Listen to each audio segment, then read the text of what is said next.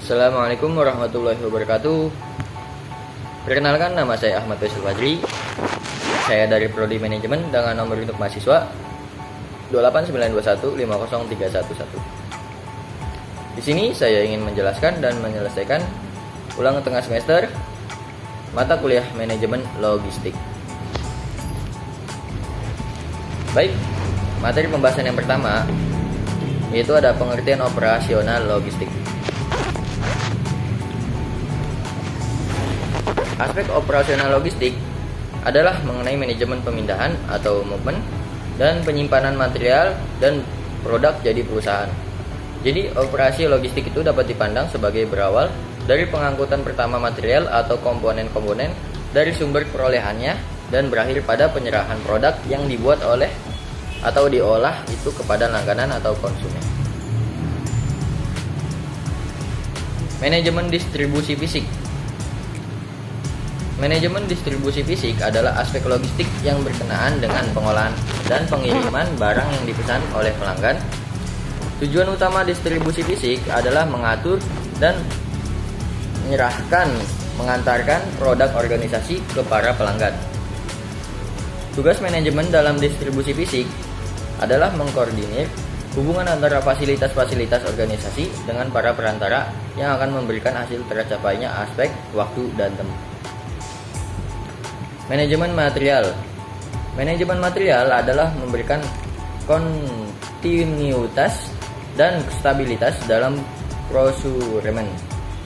Tujuan pokoknya adalah memberikan asesmen yang benar dari material, suku cadang, atau barang dagang untuk dijual kembali pada lokasi yang dikehendaki dan pada waktu yang dibutuhkan dengan cara yang lebih ekonomis.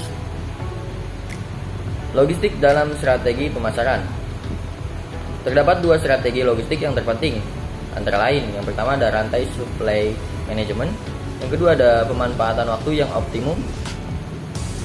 Lanjut ada faktor-faktor pengambilan keputusan, yang pertama ada pertumbuhan global, yang kedua ada penggabungan dan pengembangan akuisisi, yang ketiga ada perampingan, yang keempat ada kompetisi makin ketat dan kompleks atau ketidakpastian, yang kelima ada teknologi informasi.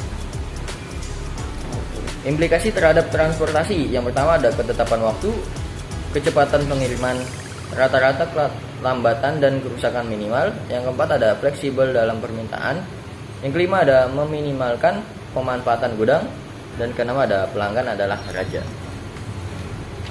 Komponen sistem logistik, yang pertama ada lokasi fasilitas logistik, yang kedua ada transportasi, yang ketiga ada manajemen pengadaan persediaan, yang keempat ada komunikasi, yang kelima ada penyimpanan.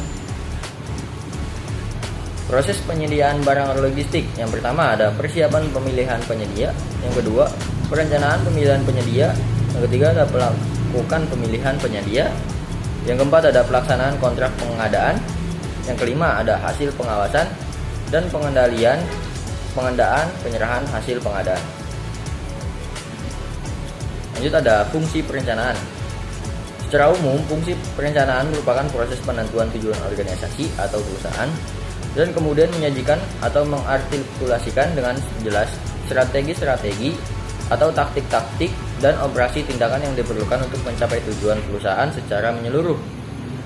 Rencana dapat dibagi menjadi 3 periode, yaitu rencana jangka pendek, menengah, dan panjang. Faktor yang mempengaruhi penentu kebutuhan. Pertama ada faktor yuridis, kedua ada persyaratan proyek, ketiga ada evaluasi sosioekonomi, yang keempat ada evaluasi teknoekonomi, yang kelima ada perkembangan swadaya dan swasembada, yang keenam ada inventaris dan pemeliharaan, yang ketujuh ada perkembangan biaya, yang kedelapan ada perkembangan politis, yang terakhir ada pertimbangan khusus penggunaan alat berat. Lanjut ada kerugian dan keuntungan penggunaan alat berat. Keuntungannya, yang pertama ada fleksibilitas penggunaannya yang besar, karena umumnya alat-alat besar dapat diubah penggunaannya dengan mudah. Yang kedua ada mobilitasnya relatif tinggi, karena alat-alat besar dapat dengan mudah dipindah-pindahkan lokasinya. Yang ketiga ada dapat segera disediakan atau digunakan pada saat dibutuhkan.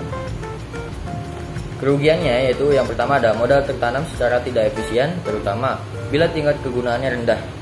Kedua, ada risiko usaha yang harus ditanggung besar. Yang ketiga ada biaya pemeliharaan besar.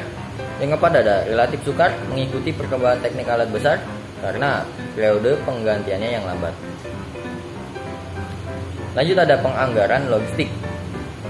Penganggaran adalah semua kegiatan dan usaha untuk merumuskan perincian penentuan kebutuhan dalam suatu skala standar tertentu, yaitu skala mata uang dan jumlah biaya, dengan memperhatikan pengarahan dan pembatasan yang berlaku baginya.